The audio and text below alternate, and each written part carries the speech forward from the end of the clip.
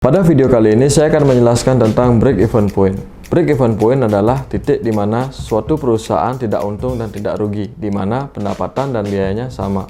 Nah, fungsi kita mempelajari ini adalah bagaimana mengetahui volume penjualan yang dilakukan perusahaan menghasilkan kerugian atau keuntungan, di mana digunakan sebagai bahan pertimbangan manajer. Mana cara kita untuk menentukan BEP suatu perusahaan? Ada dua faktor, yaitu fixed cost dan variable cost. Fixed cost adalah biaya tetap yang ditanggung perusahaan dalam suatu periode, sedangkan variable cost adalah biaya variabel. Sedangkan fixed cost adalah biaya yang tetap ada di suatu perusahaan walaupun perusahaan itu penjualannya sedang naik atau turun. Dan variable cost adalah biaya yang mengikuti jumlah produksi suatu barang di perusahaan, di mana terdapat garis biru yang melambangkan variable cost dan garis merah melambangkan fixed cost. Di sana terlihat bahwa garis merah dia lurus. Itu menandakan bahwa seberapapun perusahaan memproduksi suatu barang, cost-nya tetap sama.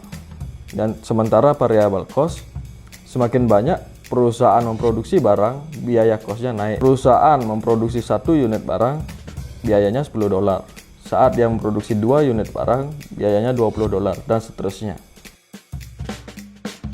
Ada dua metode untuk suatu perusahaan mengetahui BEP-nya, yaitu dalam unit dan dalam rupiah atau mata uang, di mana dalam unit dirumuskan dengan biaya tetap produksi dibagi dengan harga jual per unit kurang biaya variabel per unit, dan BEP dalam rupiah yaitu BEP per unit yang tadi kita hitung dikalikan harga jual per unit.